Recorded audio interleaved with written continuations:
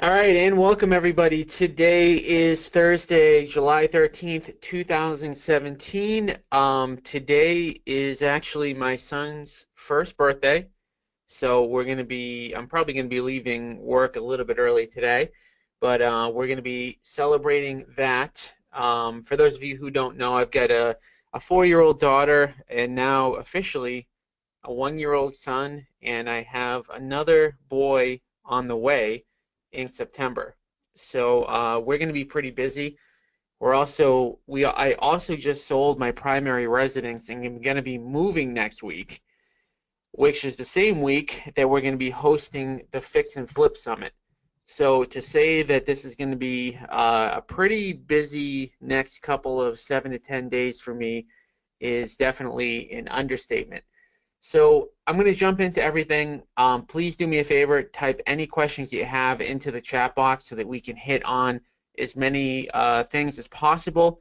I know you guys have questions because I know there's a bunch of people on the line, and about half of you have asked for one-on-one meetings in the last couple weeks. So I know that there are questions, and I want to make sure that we address them. Addressing the questions individually on a one-on-one phone conversation, it's fine, but the problem is that the group as a whole doesn't get a benefit. So if I give advice or if I go through a specific scenario with one of you individually and it's not shared in the group setting, then the next person in the group doesn't get to learn from that experience. So definitely type anything that you have into the chat box now. I'm going to hit on the questions in the chat box right now. Then I'm going to go to the Facebook group and then leave it open for more Q&A. It is raining really, really heavily right now in Boston. So if for some reason my audio starts to sound a little bit low, let me know and I can try to make an adjustment. But I'll do my best on that end. So Chris, how much do you explain to the people our process to determine a cash offer price? I asked that because a contact asked me hypothetically how much I would offer him if his house was worth 450K if listed on the MLS. So my first question to you, Chris, would be, did you meet them face to face, or are you just having this conversation over the phone? Because if you have not met them face to face, you really don't want to go into any detail like that at all until you get them. All that you want to do in the very beginning stages when you get the lead is to get them face to face. And what you want to say is that every property is different. Even from one house to another, it can be very different, and that you really need to see the interior of the house to even make a judgment. Now, the other thing here is that this person is telling you that their property would be worth 450 on the MLS. That may or may not be true. Okay, so when somebody thinks their house is worth 450,000, it is very common that their house may be worth much less than 450,000, and it's also pretty common that their house might be worth a lot more than 450,000. So it's really difficult, and I would never ever go on the basis of what they're saying. But the question that we do get asked all the time, which is what I think the person is really asking, is how much below market value do you offer? And you actually really can't even answer that question either, because the reality of the situation is, in some cases, you're going to be able to pay very close to what the fair market value is, and in some cases, it's going to be very far away. So typically speaking, the worse the condition the property's in, the closer to fair market value that you can pay, and vice versa. But let me just throw in another scenario that's very common in the Boston area. So in the Boston area, we do a lot of projects, we call them condo conversions, where we'll take a 3-family property and turn it into 3 condos. And in the particular areas, in the sections of Boston where it makes sense to turn a 3-family property, put a bunch of money into it, and turn it into condos, we are actually able to pay exactly fair market value. So you never really want to go into too much detail about that over the phone, especially when you haven't even analyzed the property. So what I would just say to the person is, it's hard for me to say, it's hard for me to give any sort of information. Sometimes we pay close to fair market value. It really just depends. So I would just try to get them to go out and see the property if you can. The other thing that I say in the Boston market that works really well is that we buy about 100 properties per year. And if a lot of the fear of these people is that you're going to come there and you're going to offer them, less than half of what their property is worth. So what I say is that we buy over 100 houses a year, and if we were paying so little, we would never be able to buy 100 properties. So I would always go in with that as well. And, if you've never bought a property before, or if you're not doing that type of volume, I would just kind of put yourself in with our company. The company that I work with, we buy over 100 houses per year. So we do make fair offers. And we do make fair offers. It's just a matter of whether or not it works for that individual homeowner, what their specific situation is. So, I wouldn't go into as much detail as I just mentioned to you on the phone. I would always just go back to, let me just come out there and take a look at it, and then we can assess what the value is.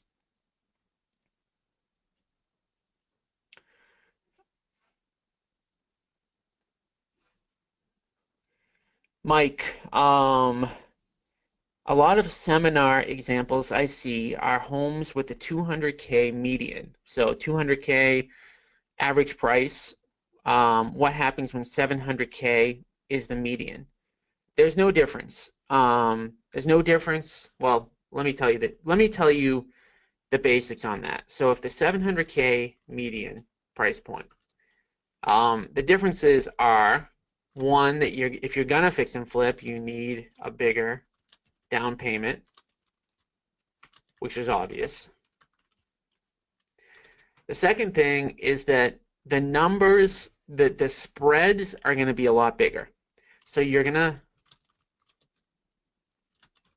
make more per deal.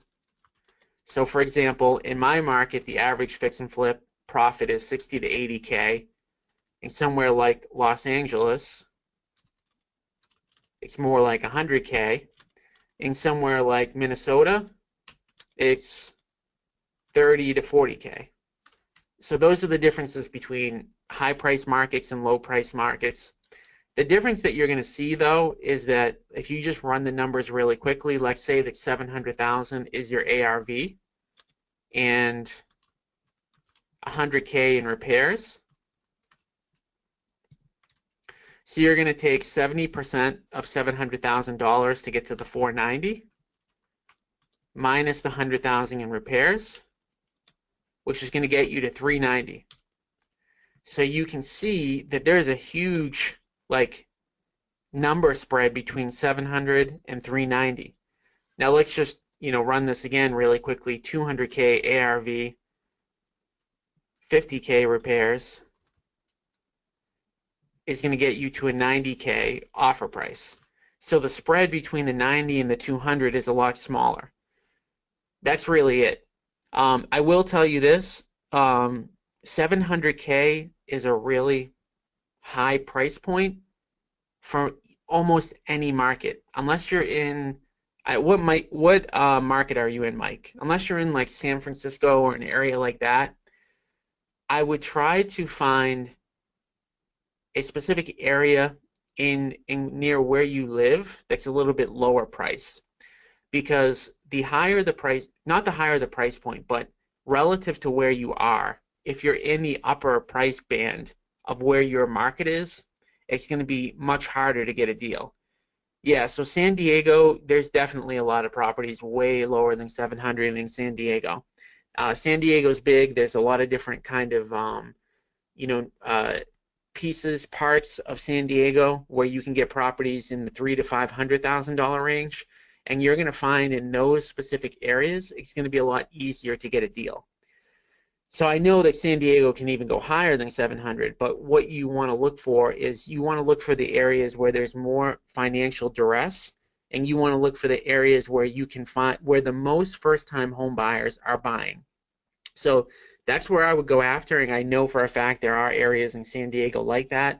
So those are the ones that I would hit on. San Diego prices are just a little bit higher than Boston, and I'm buying properties in Boston on average between 300 and 450, 450. And I think you can find somewhere in that price band in San Diego, and that's really where I would attack, unless you have some specific reason why you're going after that 700K price range.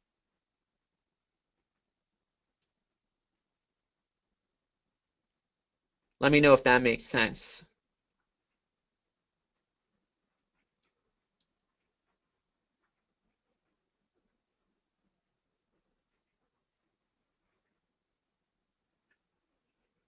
All right, let me jump into the Facebook questions.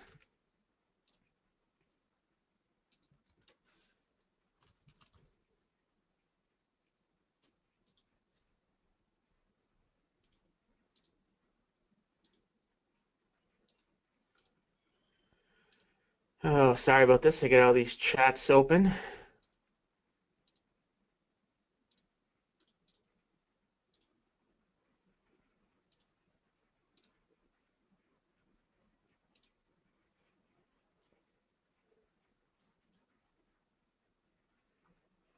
All right, so Brenna Ring. All right, so I had a pretty long conversation with her via chat last night.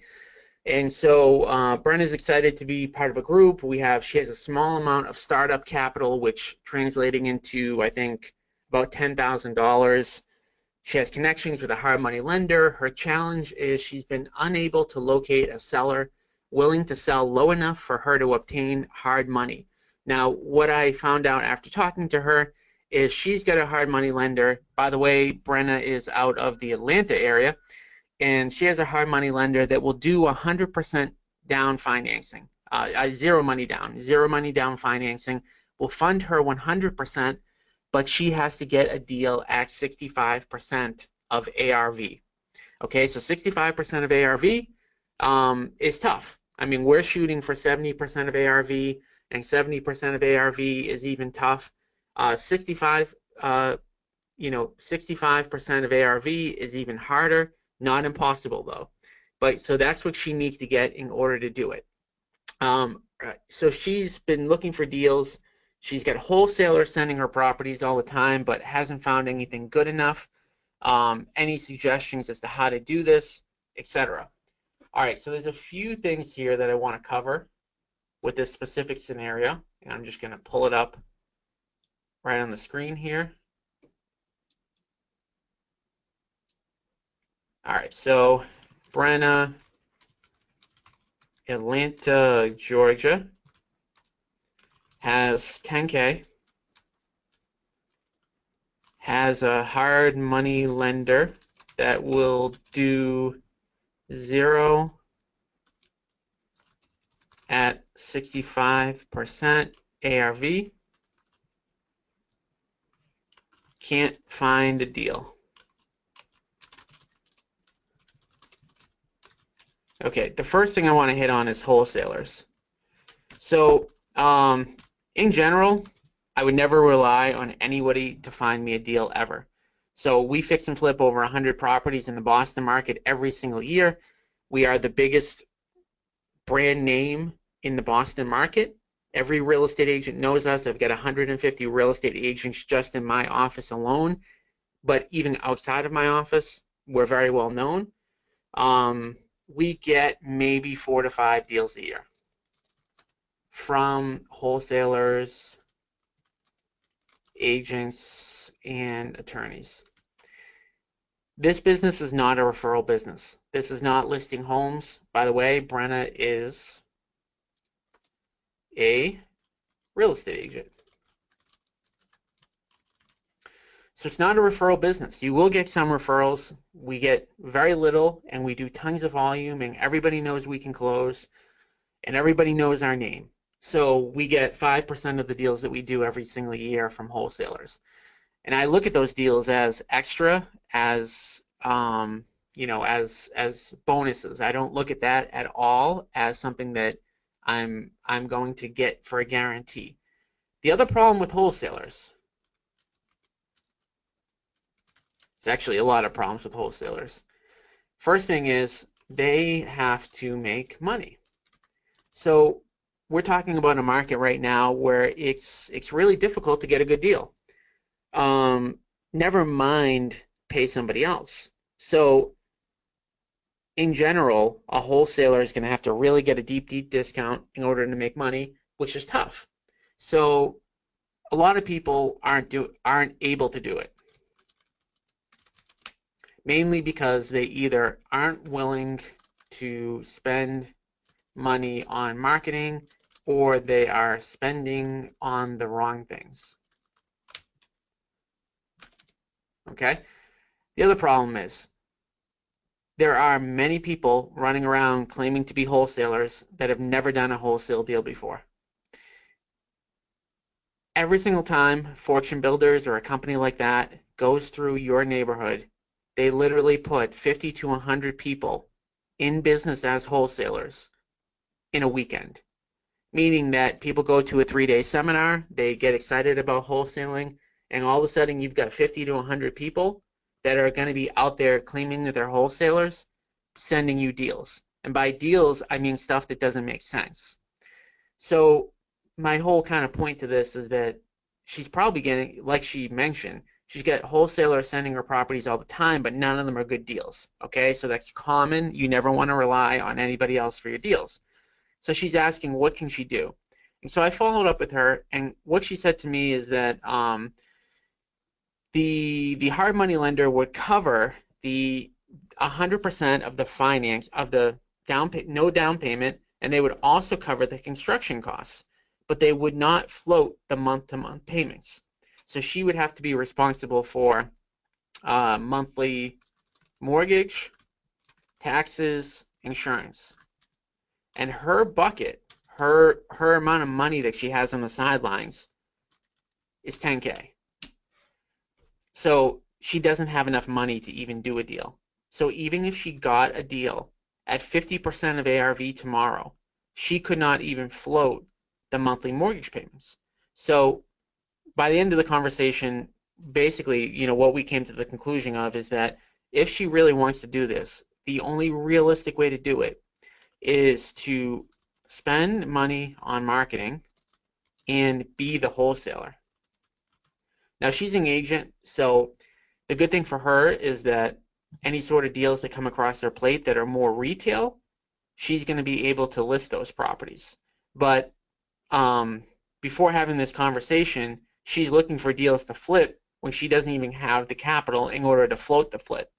So that's something that you definitely have to keep in mind. The other thing that I didn't even mention to her that she may not be aware of is that even though this lender is saying they'll fund 100% of construction, the way that lenders typically actually fund construction is they do it a third, a third, a third, and they typically make the person put up the first third. So for example, if her renovation budget was 60K and the lender says that they'll fund 100% of that, typically what the lender will do is they'll make you put up the first 20K, and then once the 20K worth of work is done, they'll come out and they'll refund the 20,000. And then you'll pay out another 20K to the contractors. And then once that work is done, the hard money lender will come back out and reimburse you for that. So if you are going to do a flip, you definitely need to have money on the sideline to make these payments every single month. You probably need money to even fund the initial upfront construction, at least a third of the construction. So you want to be well capitalized enough to do deals. Chris, do you have any automated way of texting more people as the number of leads grow? So yeah, we've got plenty of ways to do that. One way that I do it, I'll just show you right now. I actually just sent out a bunch of text messages to some leads.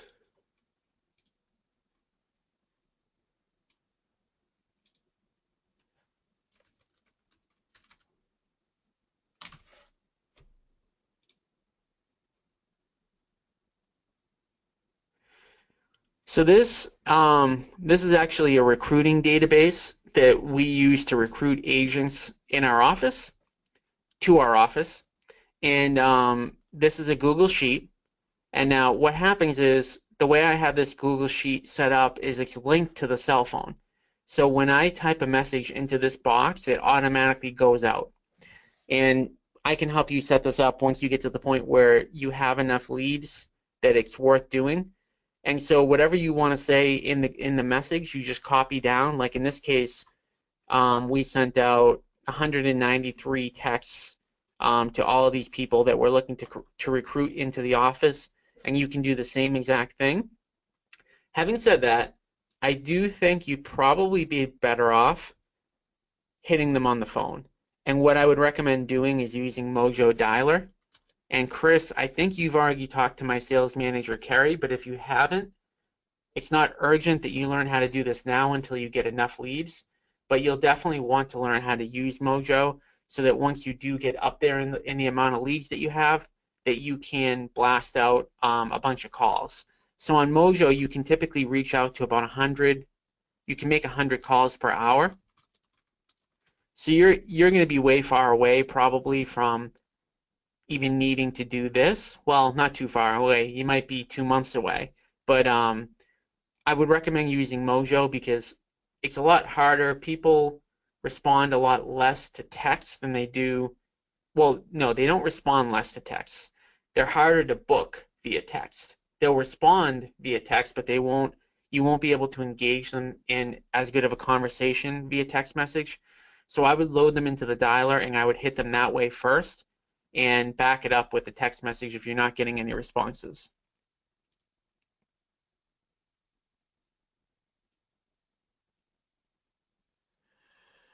Jewel, I spoke to the seller yesterday. So Jewel has a deal, not from our leads, from her sphere. ARV is 670. He's willing to take 450. Is this a deal? All right, let's pull out the calculator. So I don't know what the repairs are, so if you can type into the chat box what the repairs are or what you think they might be. So the repairs on this one would have to be under, they would have to be 19,000 or under for this to be considered a deal. My guess, I mean, 19,000 is nothing. 19,000 is you're going to paint the interior, maybe do a few small repair fixes, etc. No systems, nothing like that. So if you can, well, I don't know if you want to share the address here, but I could look it up online just to take a look at, what I'd see here as well. So I like to take a look at the exterior of the property. I think you do have this already locked up, but it's up to you if you want to share the address. Cool. All right, so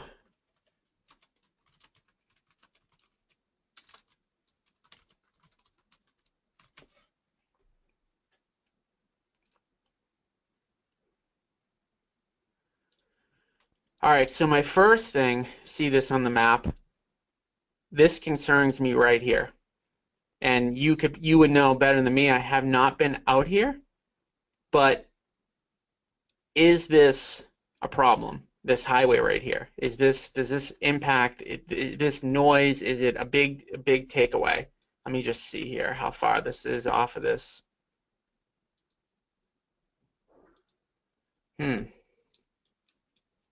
Actually doesn't look as bad as I thought it was, but that's really very location specific in terms of like your area. Like, what do people think about being really close to the highway like that? Yeah, so she's saying it's a desired location because it's central San Diego. That's the thing. Like, it's weird because even in Boston, being that close to a highway right in Boston is actually considered desirable, but in the suburbs of Boston, it's considered a big negative. So you know your market better than I do, but that's something I always look at right off the bat. And this is the subject house, right? This ranch. I mean, this house looks like it's in good condition. I'm not saying that it's a 10 out of 10, but this, to me, unless they just totally smashed up the, the pipes in the inside, this is a cookie cutter, easy renovation. I can just tell by how it's built, by how it looks from the exterior, and what Jewel is saying. She's responding to me right now. It's outdated. So outdated meaning, could you go into this and paint it? Could you put in 20,000? Could you paint it? Could you maybe, change the cabinets and maybe paint the cabinets and change the vanities and stuff like that? And then would the end buyer, would a new buyer in your market want this house with putting 20,000 into it? And then if that's the case, if the answer to that is yes, what is it then worth? Paint, new floor, new kitchen. New kitchen obviously gets to be, um, this is a tight one. I mean, this is at the end of the day, so, I never go by Zillow 100%, but Zillow is very accurate when you're trying to get a 1 second kind of, you know, uh, like a 1 second snapshot. My gut feeling on this one tells me that you're in a hot market. This property's an easy renovation. My gut feeling is that someone will be willing to pay that number, even though it's not 70% on the dollar. It might be a little bit over that. But what would this sell for? So the other thing I like to think about with this one is, what would this sell for without any renovation? Let's just say you slap this on the MLS. What do you think it would sell for if you didn't do anything? You didn't paint it, you didn't put new floors, you didn't put a new kitchen.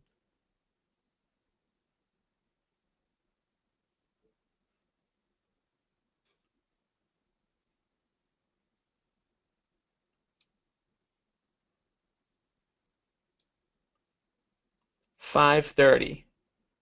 So do you believe this would sell for $530 as is? More.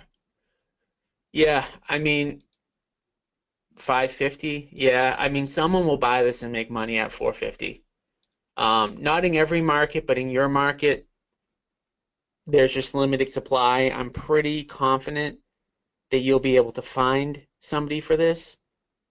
So at the 450 though, now I know that you have a listing agreement on it. Is 450 with you getting paid a commission or without you getting paid a commission? No commission. Yeah, so this is so tight, so borderline. It's really going to come down to, how much somebody is willing to do a tight margin deal. Like, this is a deal that if you were putting up your own money, I would probably not recommend that you do. But the funny thing is, if this deal was across my plate in Boston and I knew this area and I liked this area, I probably myself would do it, even though it's too high by the numbers.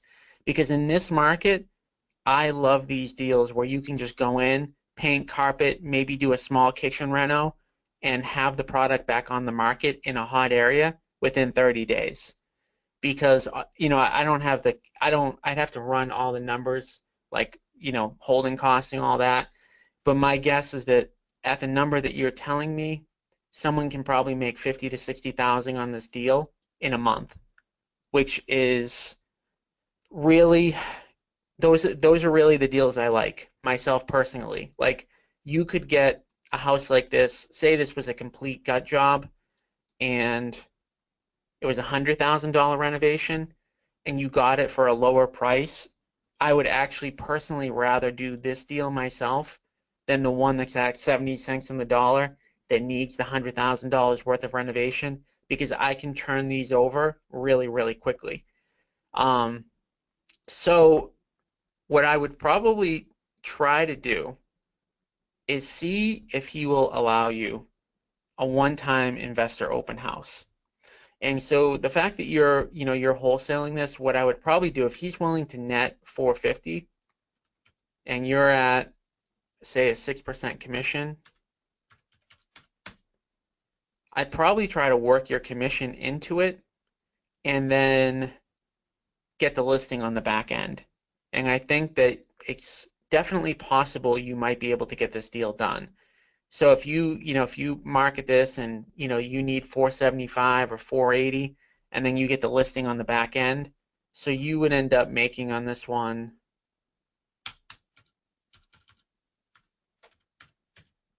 whoops.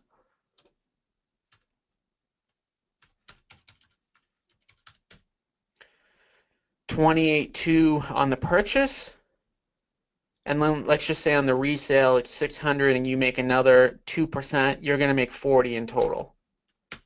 So if you can make somewhere near 40 in total on this, you would end up making almost the same as if you flipped it, and that would be the better play for you because you don't need money, you're not taking any risk, and you don't have to manage a project. Even if you had the money, this would be the better play if you can pull it off. So I think it's a matter of, will this person allow you to have a one-time open house, and then you've just got to promote this as much as possible. How many people are in your real estate office?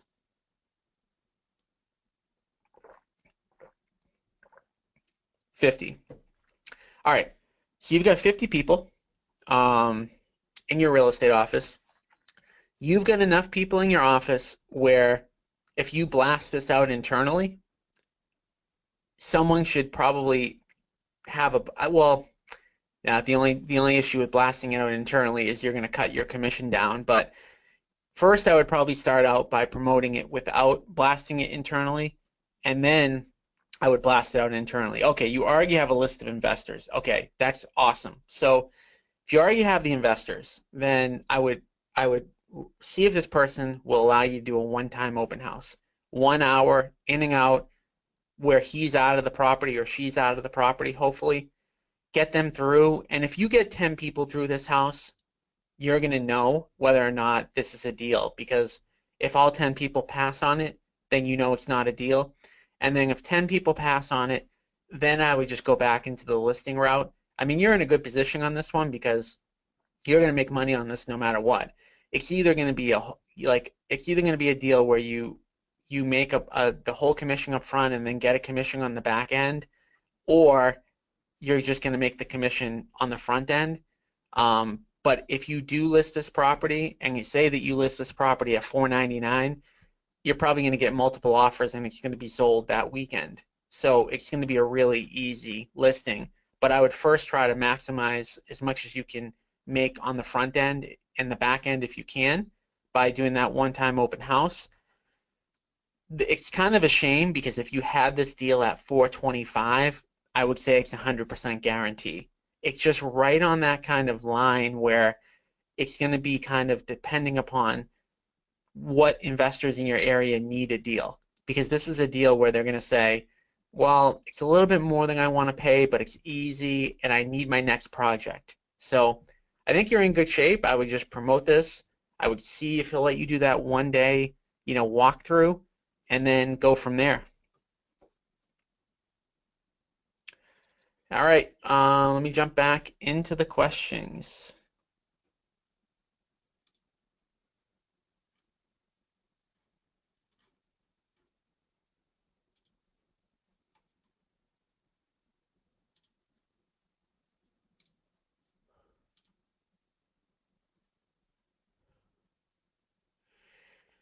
Is there a 100% hard money lender available in Texas? There are 100% money lenders in every single state. Are they the easiest to find? No. So finding a 100% hard money lender is like finding a great investment deal. You need to talk to a ton of hard money lenders to get to that one that's willing to do it.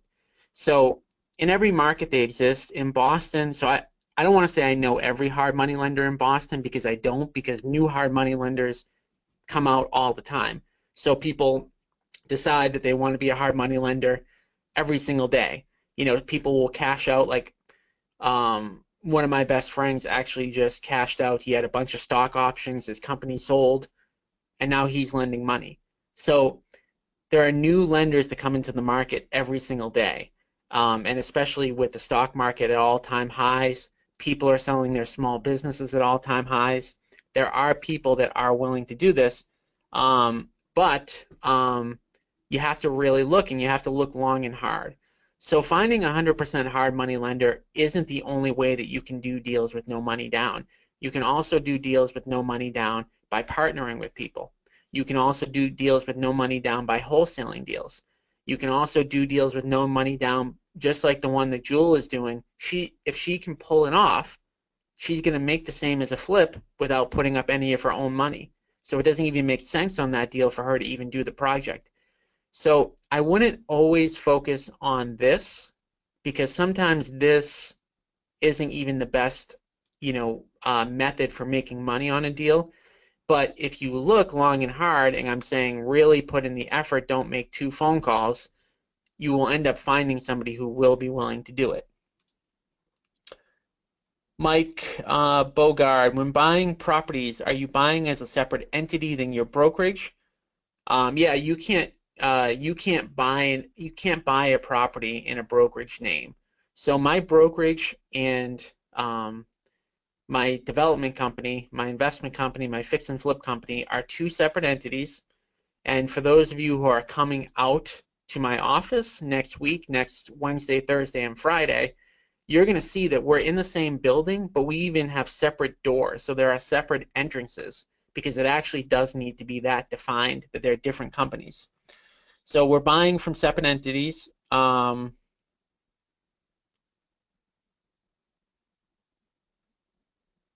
What disclosures are you up against with being a licensed broker? I'm a realtor. So that's a state-by-state thing. So when my agents go out, they have to disclose that they're a licensed agent. They have to give them a one-page document, saying that they're an agent and disclosing that fact, which is, by the way, not a negative. There's nothing wrong. We're not going out there trying to trick a homeowner. We're trying to go out there and advise a homeowner in the best way that we possibly can. In some cases, it makes the most sense for them to list. In fact, 90% of sellers will list their property. 90% of the sellers will sell their property a traditional way, and 10% will end up selling to an investor. So in general, you want to make sure that you're doing it the way that your state says it needs to be handled. But even more important than disclosures are really just doing what's in the best interest of the homeowner and helping the homeowner. And I've always found that when you do the right thing, you're usually in good shape. When you do the wrong thing, handing them a disclosure might be okay, but usually you get into trouble when you start trying to do the wrong thing. So an example of the wrong thing when you're a real estate agent is, going out there, explaining, not telling them that you're a real estate agent, telling them that the property's worth 200 when it's really worth 300, or giving them comps that are purposely inaccurate. So definitely look into what the state-by-state rules are, but then obviously you need to use your moral code as well.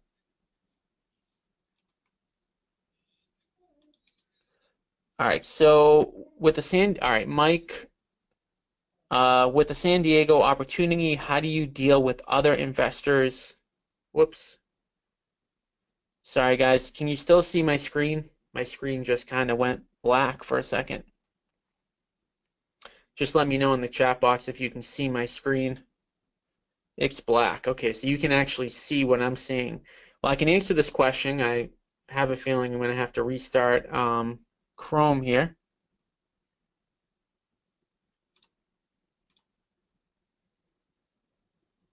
All right, but now the webinar is still live, right? I'm sorry about this. I don't know what's going on with my computer right now. All right, so that's fine.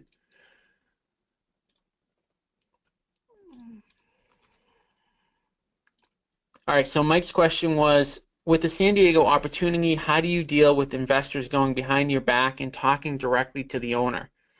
So you do that by tying up the deal, and that's why it's super important that you have the deal under contract and that you get a contract on the deal right in the beginning. So what you don't want to do, a crucial mistake, is finding a great deal, not signing an offer, and then promoting it. So if you promote it, but you have a contract to buy the property, it doesn't matter. It doesn't matter. There's nothing that anyone can do. You have a right to buy that property. In fact, every single, probably once a quarter, we have a seller who gets a better offer than ours. Like, we'll put a property under contract, say for $200,000, set to close August 15th, and then a week later, they say, oh, let me see if I can get a better offer, and then someone else comes out and offers them $210, and they tell us they want to back out, and we don't let them. So as long as you have a contract on the property, it's not an issue, but you need to make sure you have a contract on the property, which is why you really need to be it's super important that you get that deal signed. All right, Mike, you asked this question a couple days ago. Does the 70% rule get modified if the ARV goes over a certain amount? What you're mentioning here is, like, can you go up to 80%? 80% is way too high, because when you're talking about 70% of ARV, some people mistakenly think you make the 30%, which you don't. So the 30% covers holding costs, brokerage fees, etc. So going up to 80 will probably put you at a zero profit or close to a zero profit. The thing that worries me more about going up over 70 is the risk. So we are at the height of the market, right? So we don't know if the market's going to go up another few points or 10% or 5% or whatever, but we do know that in a 2-year period, there is more downside risk than upside potential. Okay? Much more likely that the market will be down in the next 2 years at some point than up. So when you do a deal that's 80% of ARV and you were only scheduled to make 5%, and then the market loses 10%, you lose 5%. And you just don't want to do that. So it's really, to me, more of a risk thing than how much you're going to make on any particular deal. But I would also make sure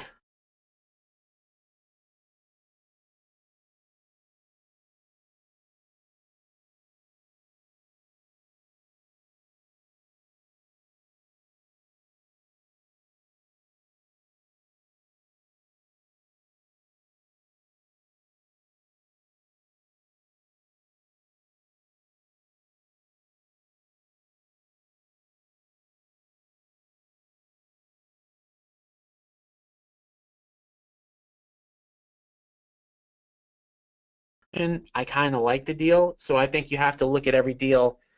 You want to use the numbers, but you also want to look at the deal a little bit, deal by deal too. All right, Fernando, he's asking, how do you generate motivated seller leads?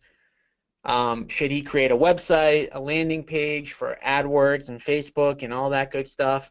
And so I think everybody that's on this call, like, I'm recognizing pretty much most of the people, so I think everybody knows here kind of my spiel on this. There's really 3 ways to generate leads in this market. There is internet marketing, cold calling, mailers, Right now, mailers are the highest cost per lead. For those of you who are coming out, you will see our mail center. You'll see the person who works in the mailroom every single day. We still love mailers, even though they are higher cost per lead. Internet marketing, simple, Google, Facebook. Simple in that the mechanism is simple, but knowing the algorithm and knowing how to manage the accounts is complicated. But yeah, these costs per lead, Google is a lot higher today than Facebook. Cold calling, lowest cost per lead, average, but you have to manage the callers, which most people don't have the time to do, which is why working with us on the cold calling is very beneficial. Cold calling, people hate it, right? Like people as a job hate it. So you really, really need to make sure that the people who are working for you that are doing those cold calls are motivated, that they're doing the right number of calls. There's a bunch of turnover in it. So this is the one that most people just can't pull off because like I've talked to a few people, one person who is even on the call right now that tried to do this. They hired someone to cold call. They just thought that they would throw them behind a computer and give them the numbers to call, and then they could just walk away. It's really a long-term, management thing. So mailers are the easiest. Mailers are the highest cost per lead. They're the highest cost per lead for the very reason that they, if you think about these three things, mailers are the easiest to do. I would say internet marketing is the second easiest and cold calling is the third. So cold calling is the hardest. And the cost per lead reflects that. Mailers are the easiest, so most people do them, and therefore they're the least effective. So those are the three ways that I would recommend, and I think everyone who's on this call, knows a lot about what I do on those three sides, so I don't want to go into too much detail on that. We did have a training on Tuesday on banding signs, so for those of you who are trying to do things in addition to what you're doing with me that are free, banding signs are definitely a good way to get some free leads. Now, I'm not a huge proponent of free leads because I do think that they're much worse. They're a lot harder to do. They take up your most valuable resource, which is time. But if you do want to look at that training, you can look at that training. Tracy, she wants to know, should she become an agent? Absolutely, you should definitely become an agent. No doubt about that. You definitely want to make sure that you are, because if you're marketing to motivated sellers, everybody who's on this call that is taking leads with us knows that a lot of these people are going to want retail prices. So you really want to be able to capitalize on those retail leads if you can. It's not essential. For the first 5 years that I was in real estate investing, I did not capitalize on that. So it's not like you have to do it, but if you can and it's easy enough, I would definitely get it done. David, he's got a challenge for me. So what David said was he's got no money, $0 for marketing. How does he get into this business with no money? So if you quite literally have no money, you only have two options. So I talked about mailers, cold calling, internet marketing, right? Mailers are out, they cost money. Internet marketing's out. Paying someone to cold call is out. But you can cold call yourself, and that's the way to do it. So if you're looking at free, that's the fastest mechanism for you to get face-to-face appointments with no cost, right? And so that's what I recommended to him, and for sure, that's what I would do. Jewel, I'm thinking if my husband should also get his real estate license, is there any need for him to?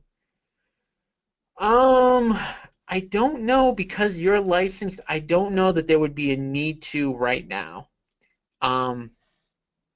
I probably wouldn't, only because it depends on what your goals are. But I don't know that that's going to really be a huge benefit for you right out of the gate. And because it's not a huge benefit for you right out of the gate, and you have so many other things that you could be working on, I probably wouldn't do it. But, long term, it may make sense once you get enough leads where you can't take them all on your own. But I probably wouldn't do it out of the gate.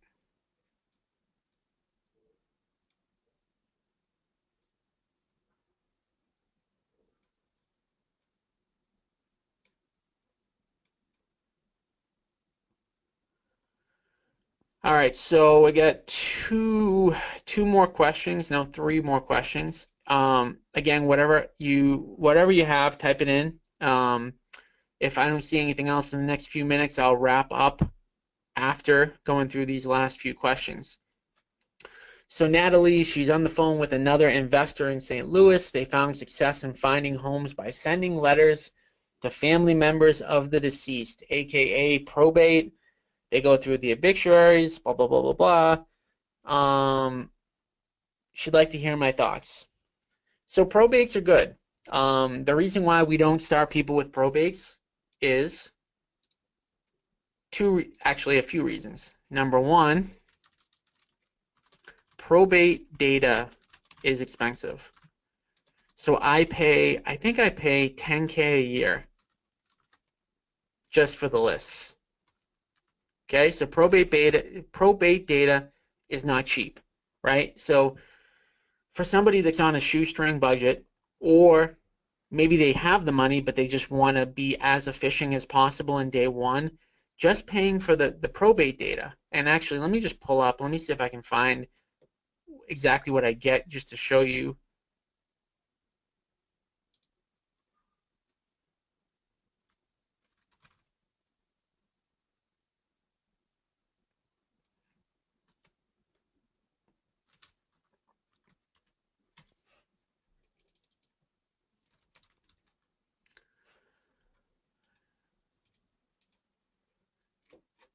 All right, so here's an example of what I get in my email. Right, so just to get this data, just to get, okay, the name of the person who passed away, first name, last name, blah, blah, blah, blah, blah, property address, city, etc. I pay 10 grand a year just to get this, right? No cell phone record, no cell phone records, no stamps, no nothing. So it's expensive. So it's good, but it's expensive. So that's why I don't start people off with it. The second thing is getting phone numbers is nearly impossible, because so when I pull cell phone records, so I can see this person's name and I can see where they live, but it's a lot more work for me to find out. Let's see if I can find this. Okay, new owner grantee. So this person here, I don't know where they live. This person could live in New Jersey, this person could live in New York, this person could live in Florida, and you need the address for me to pull the cell phone records. So it's a big, big pain to try to hunt this person down and find their information. Can be done, but it's a lot more work. And again, we're talking about day one for somebody. So you have to drop the 10K to get the probate data. You have to do a ton of research just to get the cell phones. And then you have to mail, which is the most expensive marketing method that works. So that's the reason I don't do it, right? So, by the way, these leagues are not any better than any other leagues anyways. They're good. They work. I like them. We do maybe 10 probate deals a year. So it's definitely a funnel. It's one of my acquisition funnels. But it's not like what this question is, really. The heart of this question is, I want to find an easier method to do deals, right? And I'm looking for the secret. Like, I want to find something where I'm going to get a better ROI and it's going to be a lot easier. And the answer to that is the answer is no. There's no one thing. Like there's a lot of times people are looking, well, and she even goes into detail here about like wanting to, what about vacant lists? What about this listing? Everybody kind of like in the beginning, you always jump around. Should I be doing notice of defaults where people are behind in their mortgage? Someone's going to tell me HUD homes work. Someone's going to tell me probates work. They all work. They're all marketing funnels, but there's no like there's no silver bullet where, oh my God, I just found out how to do probates and now my business is going to go 10 times. They're all little marketing funnels that work when done properly, but you can't do them all. And in the beginning, the ones that we do when we work with people are the most efficient, meaning that they produce the lowest cost per lead and the biggest chance to do a deal. What list do you dial to? How do you get these phone numbers? The list that you dial to are what properties you want to buy. Simple as that. So, you pick the areas, you pick the types of properties, and then you dial them. So, you're going to be looking at what's the location, what's the assessed values that you're looking at, what types of homes,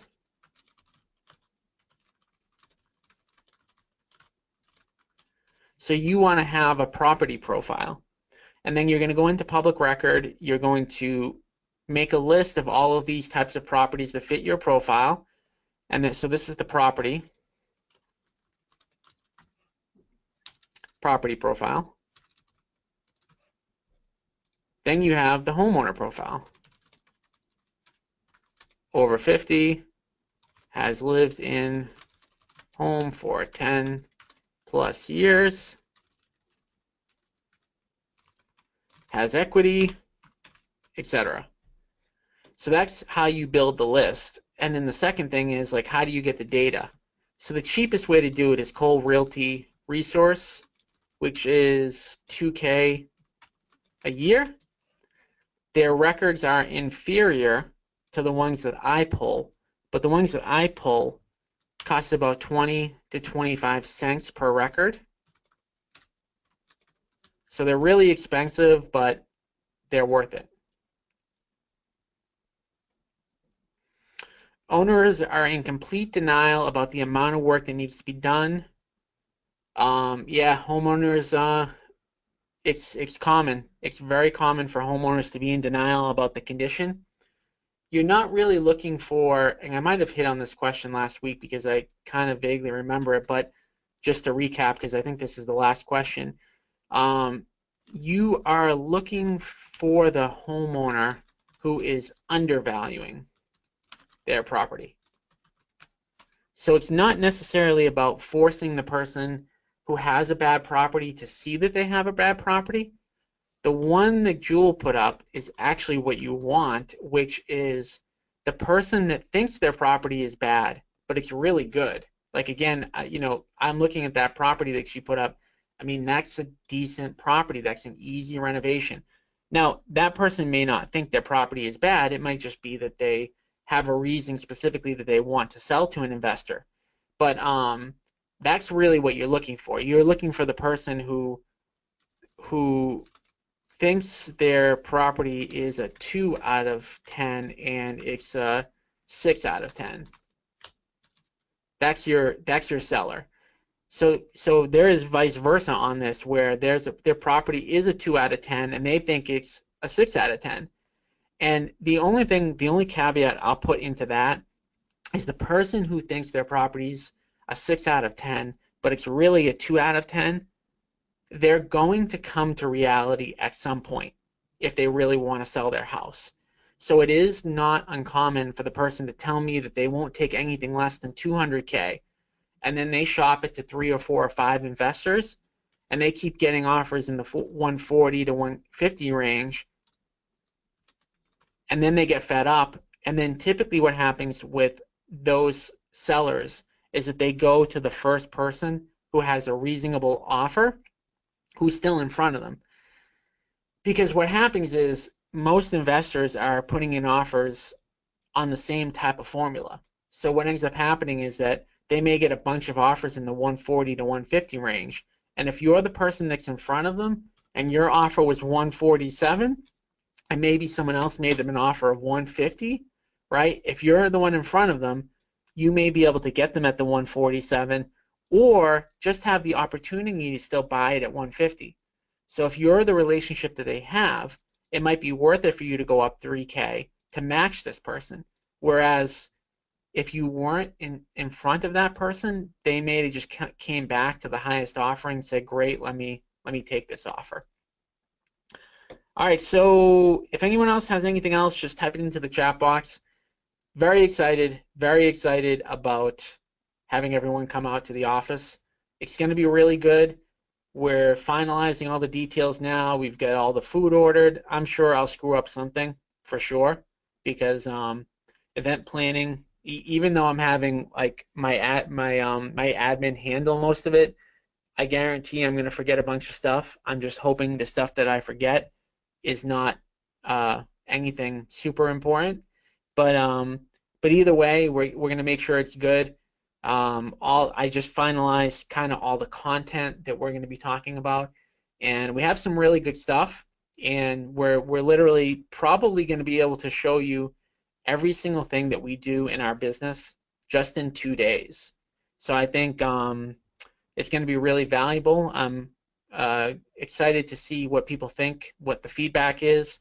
Keep in mind that if you are there, just ask as many questions as you can. We're going to be an open book, so whatever you need help with, just let us know. I look forward to seeing, I know probably about half of you that are on this call right now are going to be there. So I look forward to seeing everybody. So let me know. Any other questions, type them in.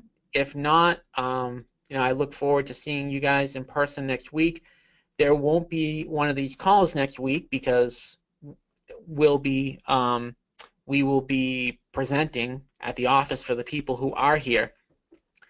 We're going to try to stream everything on Facebook. Every single session, we're going to try to stream live on Facebook.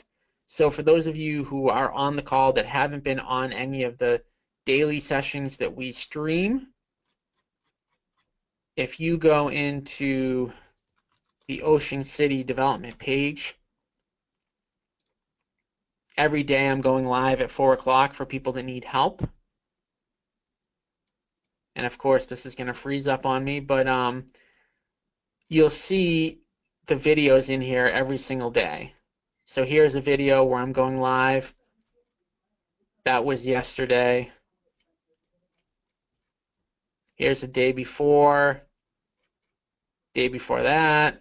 So every day at 4 o'clock we're live. So if you are not able to make it here in person, what you're going to be able to do is literally go on Facebook, and it's almost like, just like this session, you're going to be able to ask questions. I'm going to have somebody there that's actually working the calls. So let's see, Reed, what's the best blog or video you recommend for the one with no marketing money? What do you mean by blog or video? Exactly. Like where to read about how to learn how to be a real estate investor?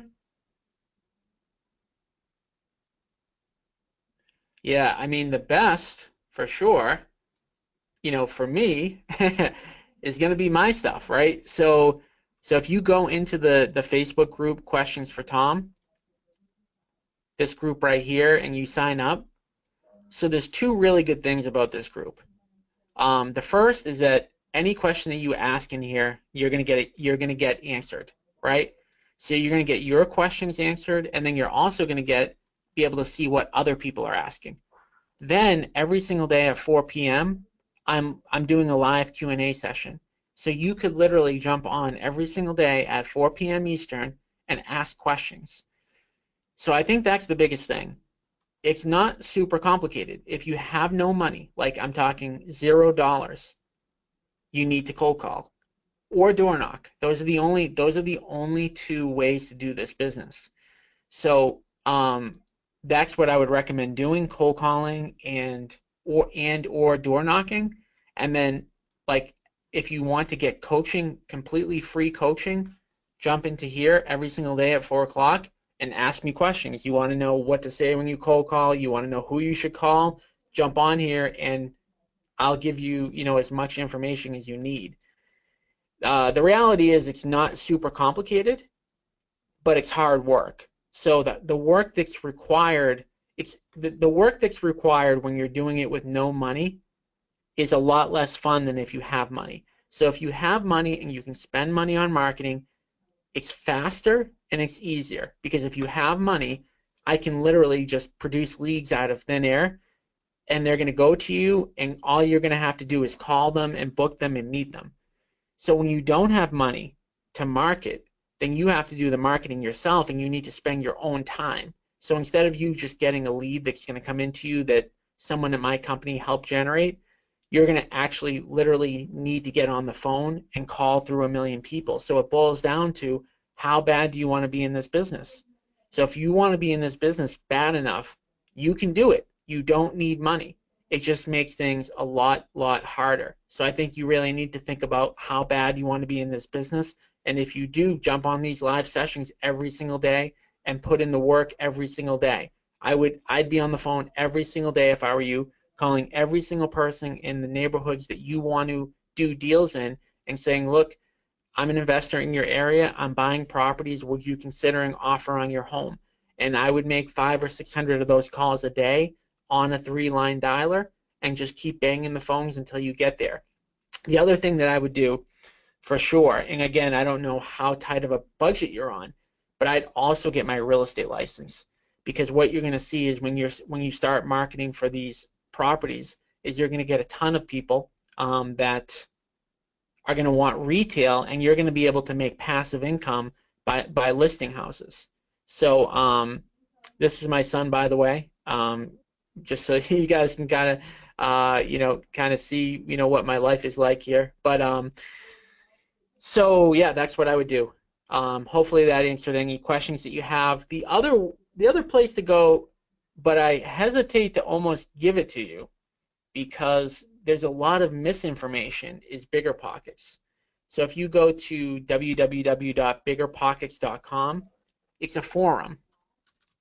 The problem with BiggerPockets has got a ton of information, right? There's got books, webinars, free courses, forums. So you can go into each of these forums. Say you want to learn about, let's see, landlord-tenant, forum. So you want to learn about being a landlord. You can go in here and you can go through, okay, the top 5 landlord mistakes. Click on it. Okay, what is it?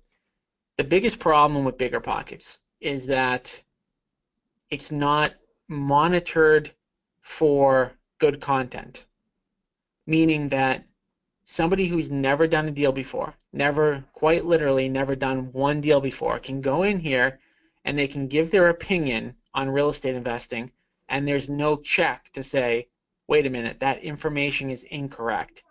So it's quite common that someone will come to me and say, I read this on BiggerPockets, or I read this on this blog, or this person told me this, and it's completely false information. And it's not that the person who's putting it on these forums is maliciously saying something bad, but it's that they don't know what the hell they're talking about, and they're projecting that they are an authority when they're not. So you just have to be really careful about who you listen to, which is why, honestly, I would just jump into my group and focus on that, because I think that's going to get you the right answers in the quickest way that you can. So if there's nothing else, I will see everybody at the event. Wednesday, we're having people come for the dinner, not required. And then Thursday and Friday, we're going to be doing the all-day sessions. Thursday and Friday, we're going to be streaming Facebook Live. So definitely jump on, and I look forward to seeing everybody in person. And that for those of you who are waiting for the next session of this, it'll be 2 weeks from today. So I will talk to everybody later, and thank you for being on today.